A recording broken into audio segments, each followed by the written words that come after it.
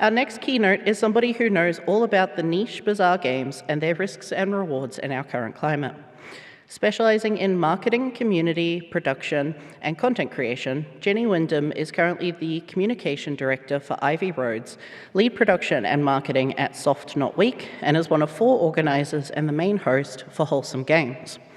By examining her time in games, from taking a leap of faith into the industry as a former classroom teacher to helping establish Wholesome Games Presents, a hyper-specific publisher within the realm of cozy gaming, today Jenny will talk through the ways that she has challenged herself to embrace her niche passions to create a career in the industry.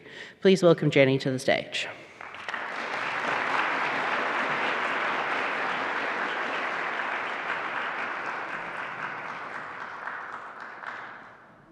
Hello. Oh my goodness, this is really exciting and very bright. I have been wanting to visit Australia for ages, and being here at GCAP and at Melbourne International Games Week is absolutely incredible. So thank you to SAV, IGEA, Vic Screen, and everyone who has helped facilitate this. It's been wonderful. All right, let's see if this is going to work. Beautiful.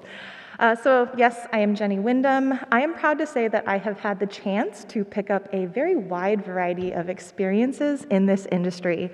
And like many of you in this space, have made a career of somewhat multi-classing. From publishing, to funding, to making games, to making showcases, and even making content. I feel like I've dabbled in nearly every facet of playing, making, marketing, and enjoying games. My particular work interests lie in influencer strategy, marketing, and community building. And as we'll talk more about the specifics of my, which is wild, almost decade in career in games, I wanted to just go and show you a few of the titles I've had the opportunity to work on, some as, again, producer, influencer manager, community manager, and highlight and shout out the Dogpile team, because they just announced this week, which is really cool. Yay! And here are some of the companies and organizations that I'm currently spending my time with. I also do some freelancing. And finally, I wanted to highlight some of the podcasts I work on, Geeks and Grounds, which is a book club for video games where I hope to encourage critical thinking and analysis of games, as well as the Indie Council, which is an indie industry discussion podcast. So, that brings me to today and what this statement means for my career. Looking back, I had a little bit of a chuckle because the title of this talk feels almost too common sense. You don't know until you know, of course. You know, what is it, FO? But I've realized keeping this mentality for me in games has helped me truly navigate the ups and downs of being in this industry. It's about remembering not to make and hold assumptions about what is certain or what is successful, because you will never know until you try. More critically, I have learned not to stifle my own passions or interests or stories with statements like, no one would care about that, or that's cool, but maybe it's a bit too niche. Instead, I have really learned to lean in, because you don't know what others will think, you don't know what will happen until you try, and maybe make it everyone else's problem. So, today, we're going to go through my time in games with some emphasis on the decisions and these leaps of faith that I have made, how leaning into my passions and specific interests have allowed me to explore opportunities and join, at first, the industry in the first place, and ultimately develop a career. To do that, we're going to rewind a bit. So, I grew up on RPGs and farming sims. They have always been a part of my gaming vocabulary, and I was obsessed with the ways that I could immerse myself in building up a quaint farm life in the countryside, dating everyone in the village. And I loved going on epic adventures with ragtag groups of friends that became found family. And I wanted to shout out the Final Fantasy X scene here and the Waltz for the Moon scene in Final Fantasy VIII. Canon moments, oh my gosh, obsessed. And I connected with games because they were a way for me to learn about myself and create specific lessons that I was able to take. They were very personal for me. And a few months ago, I was discussing the concept of game genres with my friends, delving into what makes a farming sim, what makes an RPG, and if you want to chat with me about what makes a cozy game, please find me later. I would love to chat. And it took me down an internet rabbit hole because it made me realize something super obvious, maybe to everyone else, but I had never thought about. As games establishes itself as a medium, there were a lot of early attempts at classifying and categorizing what had been created. And a lot of what had been created and the categories that were reflected in what was current at the time, they don't look like the genres we have today. I thought that was wild. In 1981, for example, one of the first examples that Atari did was create a catalog which included 8 headings that were loosely the genres.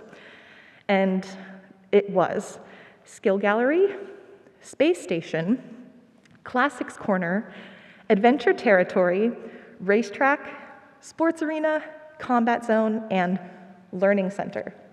The obvious genres. So, you can see here an early example of that catalog, games categorized into Learning Center. And I loved that these reflected the games that we had at the time and what had been done. I mean, you've got these analog or digital versions of analog games like Concentration and Hangman. And here, there are 2 more examples with the Classics Corner and, what was it, Space Station.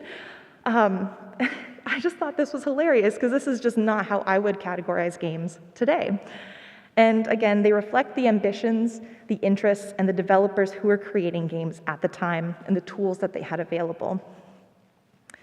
The more we conceptualize different games, the more technology has advanced. Developers have been able to tell more interesting stories and create more interesting experiences.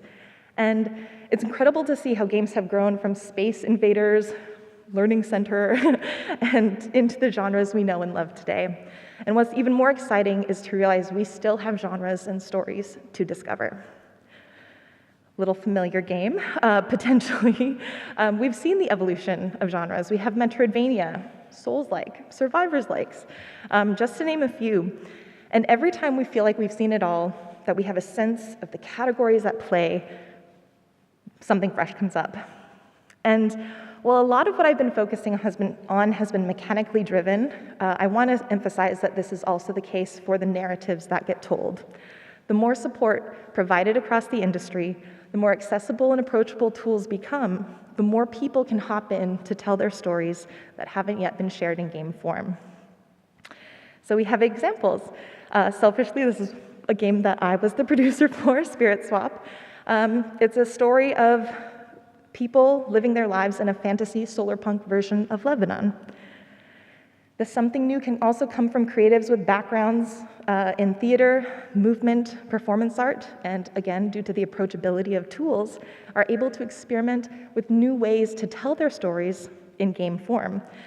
Also, if you have not played 1,000 Times Resist, this is one of those games where if you pulled up your phone to pick it up now, I would not be upset. It is very good. Please play it. And that something new also can come from people who are willing to lean into what they know, to embrace the specificity of their lived experiences, even if there isn't yet a, quote, proven market for it, because they believe it's a story that should be told. And this example here is Venba, a game that blends cooking mechanics with the nuanced story of cultural heritage, assimilation, and connection within an immigrant family. I also think of non-games and places where gaming experiences and audiences have been expanded. We'll be talking about Wholesome Games, since that is what I've spent a good chunk of my career working on, and we created a space for people who wanted a specific type of gaming experience. Here are some additional examples, some called classics, others more widely known, of games that in their own ways have leaned into something so specific and evoke incredibly strong reactions because of how they honed in on exactly what they needed to. I believe there's a lot to draw from and be inspired by in terms of what it means to understand your strengths and specifically what you are uniquely capable of and passionate about. Which brings me to my background, because Games was never in the cards for me initially. My background was in education as well as dance, and I just played video games for fun. I just loved the farming RPGs. While I had loved gaming as a kid, by the time I reached college, I felt like I kind of capped out. Most of the games I saw that were really popular were first-person shooters, which was not for me, and so I focused on going to school, getting my degree, and occasionally replaying the tried-and-true faves. After graduating, for most of my time, I taught in classrooms, hanging out with 11 to 13-year-olds for most of the day, attempting to impart my love of stories, history, and yes, I did talk a lot about video games into their moldable minds. And again, I was certain my career solidly in the realm of education. Now, I love teaching and getting excited and getting kids excited about media and critical thinking and helping them find their next favorite book, movie, and video game. And I wanted to find ways to bring games into the classroom. So I started to dip my toes back into gaming, and I discovered something incredible. I discovered games like Bastion, Limbo, To the Moon, a little game named Undertale. And these games showed me a world that I didn't know existed and was looking for and didn't even realize it. These were all impactful, rich experiences that were compact in a way that fit into my schedule as an educator, and I loved them. It was a newfound passion of mine, was playing these games. So here I was, a few years out of college, teaching a full-time job, but just absolutely obsessed with indies and what they could do. And for some reason, I decided to start a YouTube channel. And here's some of my early thumbnails, and it was so embarrassing to go look back at them. Enjoy. These are some thumbnails from my early days, before the purple, and I, to this day, do not know why I decided to post online publicly my experience of playing games. Yeah, I never held any expectation that it would amount to anything more than offering me just a dedicated space and time to carve out this niche passion of mine and really just look back and enjoy it, and maybe share it with a few friends. I think there was an element where I was like, oh, I could use this technology to learn how to bring games into the classroom, but really it was just something really personal that I loved, that I just enjoyed doing for myself. And then one day I got a YouTube DM, which did exist, and it was very weird because I had no idea there was DMing on YouTube. I don't think it exists anymore, probably for a good reason. And I, for some reason, decided to read that DM, take it seriously, and respond. In that message was a request from a marketing lead at a company that was basically a Game Pass before Game Pass, and they noticed my content and my focus of highlighting indies. And it was something that not many content creators on YouTube were doing at the time. And because their platform had many of the indies I had already covered, they thought I would be a great fit to create content for the team. So this YouTube DM and then subsequent emails led to my first role in games as social media manager and general content creator. It was part-time. I was still teaching, and so it was done in the wee hours of the morning and at night when I wasn't at work grading or dancing, because I was also co-running a dance company at the time, but I loved it. I was getting to do something in games. After a few quick months, a fork in the road presented itself. They offered me a full-time role as community and social media manager. I was incredibly nervous and incredibly excited, and looking back, this was the first leap of many calculated leaps in my career. Looking back, it feels like a relatively safe leap to take, but it still felt like a huge deal to me. And I was able to take this leap because, A, I already had the job offer.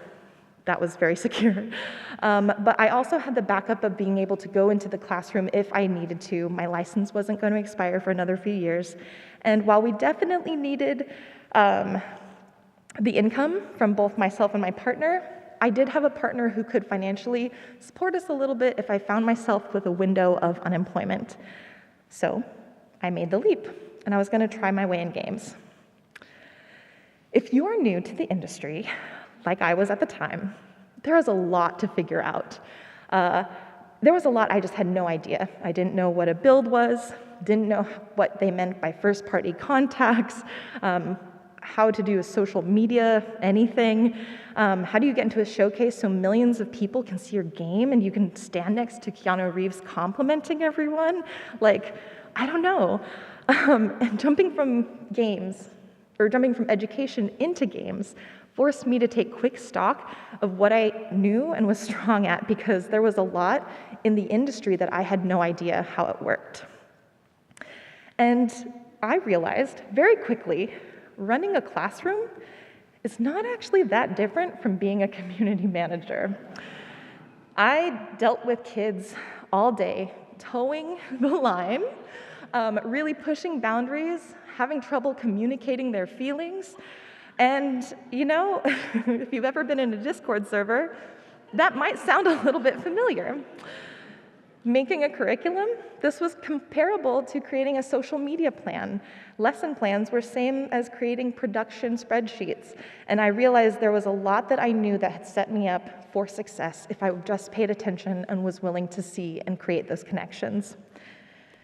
And so I learned very quickly in this first role not to discount the things I brought from outside of the industry, because I was surprised, and perhaps if you're in a similar boat where you've moved in from outside of the industry, you might be surprised as well. Allow your interests, your knowledge from outside of games to ground the industry knowledge you do have. And I would highly encourage everyone that if you don't have any interests outside of the industry, to find some, because I think it can deepen your understanding of what you do.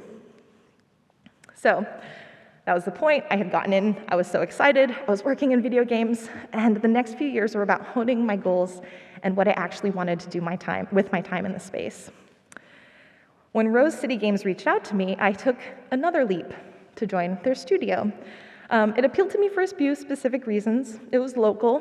I wanted more of my work to be within direct community with other folks.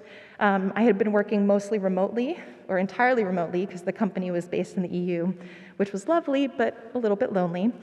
And they were also passionate about something I was honing in on. They were passionate about creating approachable game experiences for everyone to enjoy, particularly those that were joyful, thoughtful, hopeful, and again, approachable to many players. And it was during my time at Rose City Games, I decided to start creating pillars or goals for myself besides just getting into the industry. So, I'm a teacher. I like planning. I like writing goals, objectives on the board. And in my own reflections, I actually did this. I had a board up. I also wrote in my passion planner a few pillars for myself, not unlike the pillars that you may create when designing your game. For me, these were guidelines for my career hopes as a whole, the enduring sort of understandings that I wanted to bring to what I wanted to achieve. And I wanted to make sure it wasn't dependent on any specific studio or even a specific job title. I wanted to make sure this was something that would guide my entire career. So yes, they're kind of vague, and also it's supposed to say 1, 2, 3. 1. So when I did this reflecting, there were 3 number ones that I had for my career. Uplift indies, especially those that I felt like were not indies that I had seen as much, which were those that were cozy, joyful, and gentle. Help people find their next favorite game, and just help more indie games get made. These are super vague, but for me, they were my North Star. I was able to use these with every opportunity to evaluate, is this something that I should spend time on? Because as a chronic people pleaser, I had a hard time saying no because I was so passionate and excited about all the opportunities that were starting to come my way. And so I wanted to make sure that anything I did matched those pillars. At the same time, I was working at Rose City Games, setting these goals, trying to make my way in the industry. I found 2 others who were curating a community and focused on the same things that I was, Matthew and James, who had made a Twitter account called Wholesome Games. I kept in touch with them. I was working on a game called Garden Story at the time that was in that wholesome realm, and we knew we had similar interests and goals just personally, and we just really connected. After a little bit, I was planning on bringing a PAX panel to PAX East 2020, and I called it A Case for Cozy, Why We Need Wholesome Games.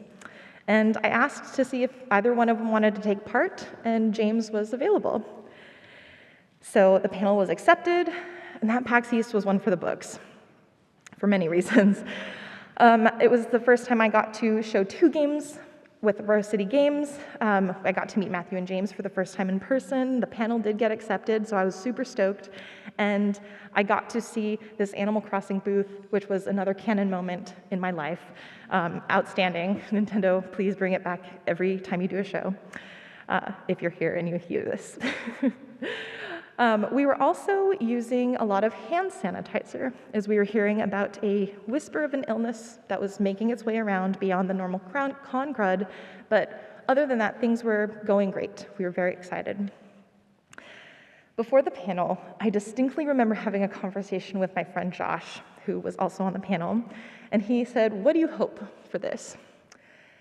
And I said, I would be ecstatic if one person showed up to this panel, because it was something that I felt really vulnerable and nervous about, because it was the first time I had pitched a panel that wasn't just an industry how-to. It was something I really, truly cared about, and I really wanted to know that others were there with me, excited about cozy and wholesome games. And I had no idea what to expect. And fortunately, more than one person showed up. Shout out to Josh, Cara, Victoria, and James, who were the first panelists that I had for this event. I was astounded, and these pictures are pictures of people filing in at the event, and the event itself, and the panelists. The room was not only full, we had capped out the line, and then they had a bonus room that was also capped out, and then they started turning people away. And I realized this was a moment, and it was another one of those moments where I realized I had to listen to my gut and start to pay attention. After coming back from PAX East, very shortly after, Rose City Games transitioned to working from home. The industry and the world had to adjust to communicating and congregating digitally. And for games, this threw a complete loop in the staple of marketing, which was physical events and conventions. And so I had chatted with Matthew, James, and some of other folks who were involved in Wholesome Games, and with this, we decided to organize the first Wholesome Direct as an opportunity to bring joy to folks who needed it during this time, as well as just being devs ourselves, create opportunities for teams impacted, because we were feeling it keenly as well. In our discussions, I also started realizing something more deeply than I ever had before. We had this opportunity to create a very visible space that we hope to see in the industry.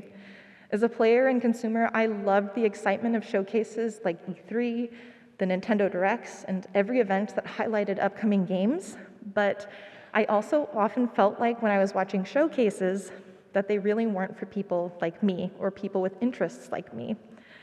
This was a chance to create a showcase for folks like us, folks who are excited about cozy, gentle, and perhaps wholesome titles when they sat down to play. And the more close we got to the showcase, the more excited I got, and the more this gut feeling grew. And there's no sound here. This is a beginning clip from the very first Wholesome Direct, which aired on May 26, 2020, just a few short months after that fateful PAX East. And it is so cool to see the titles that were there, just like from the very beginning, who trusted us to show their trailers to the world, since we were just an untested team that wanted to put a showcase together. When we made this showcase, and I'll speak for myself because maybe the rest of the team was much more optimistic than I was, but I anticipated it would just be for folks within a certain bubble, that it would spark joy for these specific community members that perhaps followed the account, the dev teams that participated, but maybe, it wouldn't do much more than that, and maybe this would be the one-off little fun event that we got to do. And I was totally wrong. Currently, the views on the first Wholesome Direct are around 122K. I wish I had been smart enough to sort of snap the stats back when it happened. And we had garnered articles, comments from folks in the industry who I had respected and never even talked to. But most importantly, the viewer reception was outstanding. Folks were in our comments mentioning all the sentiments that I had felt before that I didn't realize others had also felt this strongly. People were saying that this was a show for them, which was especially exciting because that was the goal. And going back to the title of the talk, just looking back in general, it feels obvious that it went well, but we didn't know until we knew. We had a strong love for a specific type of gaming experience. We felt passionate about it. We felt like we really understood it. We had some data, like the PAX panel, the growing community on Twitter, and we felt the certain kind of way, and we felt, why wouldn't others feel the same too? But at the time, we also only knew what we knew, and we had to make the leap to do the showcase to find out if it had any sticking power. But I also want to highlight it wasn't just us that did it as a team. Frankly, it was the trust of the devs, the community we had built, and also the ease to which anyone can edit together footage and upload a show to YouTube that allowed this to happen. We took a calculated risk based on all the things we knew and had available to us, and it did end up paying off. Over the years, it hasn't all been success after success. Sometimes things don't quite pan out as we planned. There are things that we've tried that we're still learning from and experimenting with. So some of the things that we're still working through pre-show, we've tried doing small features, dev interviews, we've had art features, music features. None of them have really sticked, and we're still kind of working out what works best for us and our community. Physical events, PAX West, loved our booth. I think it was beautiful, I am biased. And we really enjoyed doing it, but the jury is out in terms of tangible return. If we're going there simply for wish lists, we found maybe that's not the goal we should have. And so if we do a physical event in the future, we're probably going to reevaluate what our goals are and what we want to do.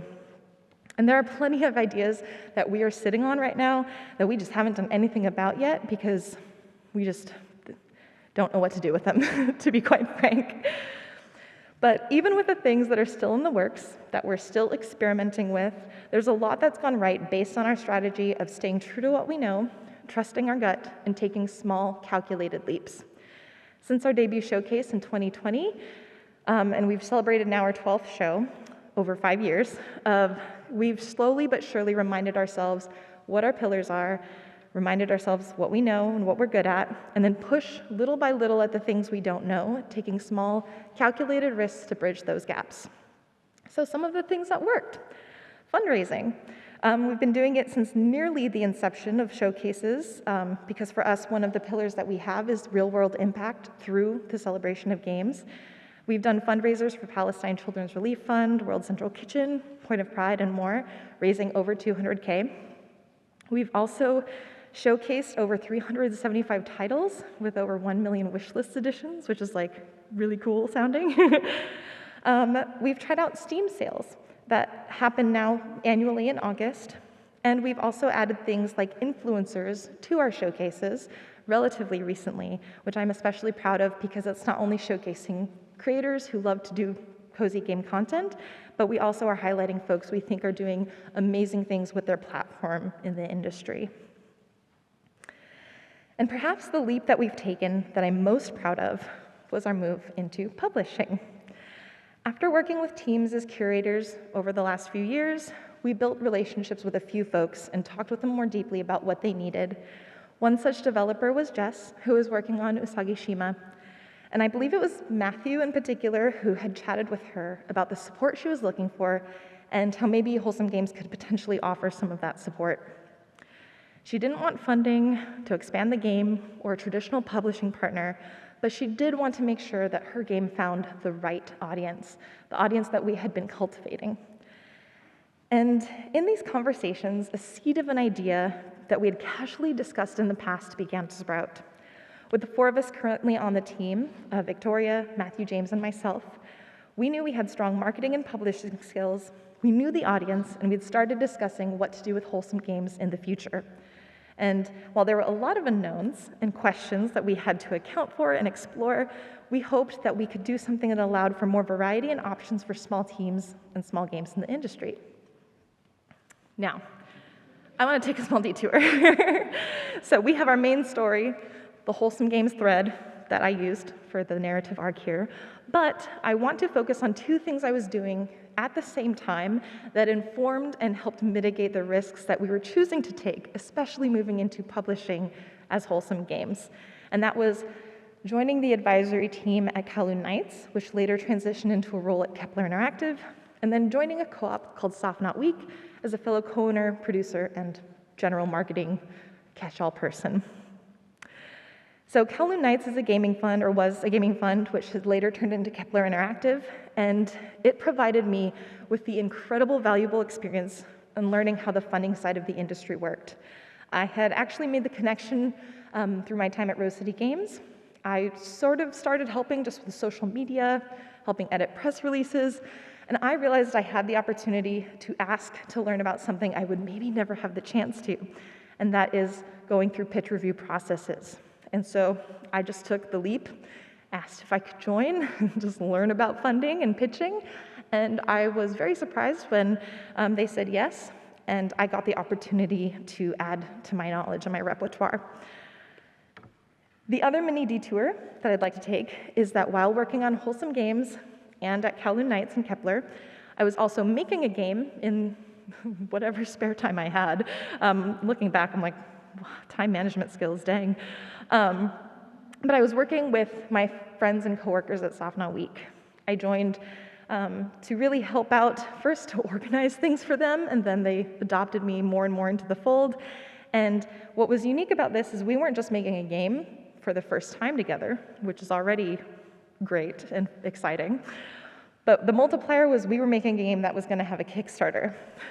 And I know Kickstarter works for a lot of folks. It's really cool. I'm not going to hate on it per se because it worked for us technically, but I also learned if I'd never had to do another Kickstarter again in my life, I would die happy. A little bit about Soft Not Week. Our goal is to create a working environment with practices that we hope to see in the industry. We also came together because we wanted to create very specific stories and games that are not only mechanically entertaining, but are about and for folks like us and our loved ones. We are an entirely queer, majority trans team, and in these pictures are the core team of 4, although we had many contractors and mentors brought in to help us along the way. We represent a variety of geographic and cultural backgrounds, and our first game is a mashup of all that, but especially derived from our creative director's culture and home of Lebanon. And here's some screenshots from the game. It was made to be specific to us and what we knew, and in doing that, we found a really strong and passionate community. Because of our individual capabilities and experience in the industry, we also knew we weren't seeing a publisher that had the audience and sort of almost cultural and sort of personal knowledge and a lived experience that we wanted, and so we decided to self-publish. And to find the funding and expand our community, we said, let's do a Kickstarter. How hard could it be? Sob. So, this was me for the month of the Kickstarter. One of the hardest parts about running a Kickstarter, for us at least, was determining what we were going to establish as our baseline funding goal. Kickstarter, if you're not familiar with or if you'd like a refresher, only provides funds if the campaign is 100% funded. So there's a little bit of a meta at play. You want to fund and set your goal low enough to fund because then you get the money, which is really important, but there's also a bit of positive feedback loop because if others see the campaign is funded, you may be able to get more buy-in from backers because of that social proof of confidence. But you don't want to go too low because even if you're funded, you run the risk of not having what you need to finish the project. So this was a big conversation for us, and we talked to a wide variety of industry experts and individuals asking for their recommendations. Because if you don't know something, the best thing to do is turn to folks who hopefully do. One very experienced developer and marketeer was convinced that we should aim low because of the demographic angle and the niche of the game. I mean, frankly, this person was right to be concerned. We were making a very gay match 3 narrative game. All of those things are not the most profitable markets on Steam, but we were convinced that the quality of what we were making and the story that we were telling was higher than the baseline goal that this person was suggesting. So it was time for another leap. We took a calculated risk. We didn't know what would happen, and we knew that the risk was the campaign maybe didn't get funded. But we had been working on the game in our own time. We created a plan B, which was maybe just do another Kickstarter or just keep self-funding until we got the game finished. But we decided it would be worth taking the risk of asking what we needed for what we needed rather than aiming low. So instead of the 25K we were recommended, we decided to set our baseline to 75. Unfortunately, we ended up raising 150K. And this screenshot is also from Butterfly Soup 2. It's not from our game. I just love that face so much. We didn't know until we knew how the Kickstarter would go. What we did know is we were hungry for stories like ours from people like us, fat folks, queer folks, Arabic, Black, biracial, neurodivergent. We knew that we didn't want to compromise on our pillars that we established for our team, and so this is why we took the risk, and we were lucky that we found success. So again, going back, it feels obvious. We didn't know until we knew. But with the Kickstarter in particular, we hoped that the community would show up, and we were proud to say that they did. We felt strongly that they would. We had data to help affirm it, but at the end of the day, it was a risk. So now, back to our main thread, at least for the purposes of this talk. So Wholesome Games, while it was growing, I had these other opportunities. The Kickstarter and making Soft Knot Week's game Spirit Swap. I had learned so much about funding and pitching through my time at Kowloon Nights and Kepler Interactive, among other work I was doing. And so we had evaluated that and decided we were going to take the leap, work with Jess, and help publish Usagi Shima. And it was through doing that work and then subsequent word of mouth and additional conversations with devs like Doot and Bleep Bloop, who are making Manami Lane, Wholesome Games Presents slowly emerged. And while we're still quite early in our lifespan, being the specific with our offering and growing intentionally slowly, I'm happy to say I do think it's working. We've partnered with 4 titles and have a 5th on the way, and I am the first to admit we are not for every team. We are hyper niche in the games we look for. We're also hyper niche in the services we provide. But for those teams where we are a right fit, we are happy to be there for them. I am also personally just really proud that Wholesome Games is the culmination of all 3 of my goals that I set in my pillars way back at the beginning of my career, and we've been able to build something together that fits my values. Caveats. I want to take this moment to say that the leaps that I've discussed, whether it's me jumping into games, Wholesome Games making showcases, and then publishing games, and then Soft Knot Week asking for more money and getting it, we only hear usually from the people who have success stories. So I want to highlight and acknowledge that there's that success bias. We also are going through all of these successes, nearly a decade of work in the industry with a lot of people in a very fast-forward, abbreviated fashion. I can tell you right now that I wish it felt as certain and wonderful as it did retelling it than it was experiencing it, because it did not feel as certain in those moments. And in general, I want to acknowledge that it is not simply me working on it, even though I'm the one here talking. It's a team of people, and beyond that, there are another network of folks who have been really supportive in letting us try what we are trying. So, a little bit of advice as we are closing out. Find your people. It's an umbrella term. It means finding folks who are in those similar positions as you, people who have perhaps spent the same amount of time in the industry as you, in the same roles. I also want to highlight it means finding folks who have the same lived experiences as you, who can relate to what you are experiencing in the industry on a personal level. It also means finding folks who are a bit more senior, so you have someone to learn from, as well as people who are fresher to the industry. They'll be able to learn from you, and frankly, they may help keep a bit of optimism and perspective in your life if you are getting a little bit jaded. The beauty of pursuing specific stories and niche passions is I think we sometimes forget, or maybe choose not to explore further, that it's okay to not be for everyone. It means not everything has to go viral, not everything has to make 1,000,000 times profit, and finally, While I do believe being an overnight success, making millions would be awesome, I would never say no, and I wish that for every one of you. I want us to think and reflect as a whole about what it means to build smaller and more sustainably so we can all stay in this industry for longer. And looking back, most of these leaps and risks that I've mentioned are not grandiose, swinging gestures that are impossible to come back from. Everything that I've looked back on have been frog hops, smaller jumps with the ability to adjust in case something doesn't go as planned. So as you're evaluating risk, know that's a valid strategy, especially in tumultuous times like these, to take those smaller hops until larger opportunities present themselves. And I'm the first to say that even frog hops can feel risky as you do them, and they do not always work.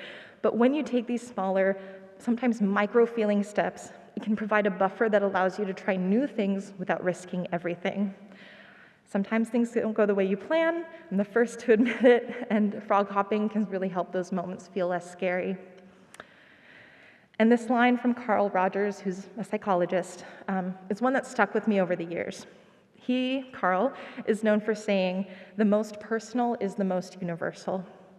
Create experiences that are specific for specific people, because in doing so, many times without even trying, you will still be tapping into universal truths that will resonate more widely, because we as individuals care most, what we care about most is not isolated. The deeper you look into yourself, the more deeply you're also discovering what ends up being important to others. But something on my mind is the ability to build on what you know and question and learn the things that you don't and create a space where you can take those creative leaps. It takes time, and it takes the presence of safety nets to build. Yes, passion, dedication, confidence, even hope are critical, but equally, if not more, structures need to be in place for folks who think and act creatively and innovatively.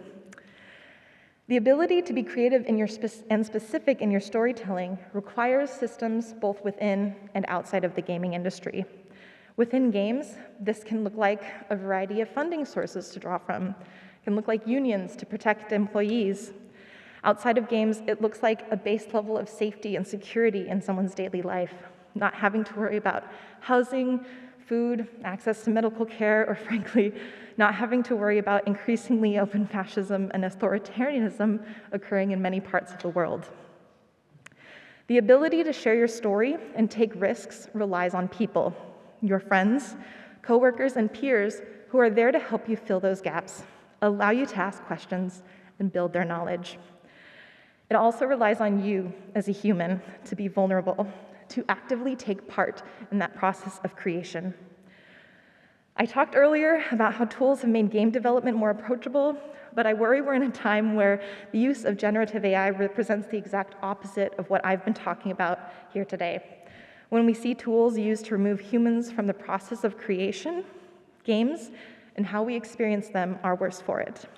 So I am standing here, and I am proud and happy to be celebrating the ways that both myself and the teams I've been a part of have been able to take these calculated risks to share our specific stories and niche passions with the world through our games, showcases, and projects. But I do so with the understanding that we don't take these risks alone, and the ability to tell more specific stories and chase these niche passions is increasingly at risk. So what's next? I can't tell you what's next. I don't know. The world is changing at such a speed, it can be hard for me to remember what's happening day to day. But I do tend towards hope and optimism, especially because we have pretty amazing things happening in this industry and in this specific space, with people who are courageous enough to take the action needed to make sure that this is a place where we can sustainably stay and create within. I see teams creating alternative structures and collaborations to be able to release games, like the folks at Landfall and AgroCrab with their collaborative effort to create Peak, outstanding game. I see unique funding opportunities meant to provide even more options to financially support developers, like the Inner Sloth folks who created Outer Sloth, or even Dute's Tiny Grant to help make small games, encouraging folks to take little chances on ideas that they're passionate about. As I mentioned at the top of this talk, I also see people who continue to push the medium forward by creating experiences that haven't been told yet and add to the repertoire of what games can do. And finally, I see players and communities that surround the games that we make and the spaces that we curate. And they encourage teams through comments, streams, clips, fan fiction, and fan art, connecting with us and each other because of this medium that we love. And honestly, that's what it's all about. Making a game or a showcase or a community allows connections with and among people that you would never meet, maybe even never see. And creating art that connects, it is possibly the most vulnerable, human, and affirming thing that we can do. So, embrace what you do know, because there are still genres and stories out there for us to discover if we are willing to take the risks and listen and meaningfully support the voices who are ready to share it. Thank you very much. Here is my cat.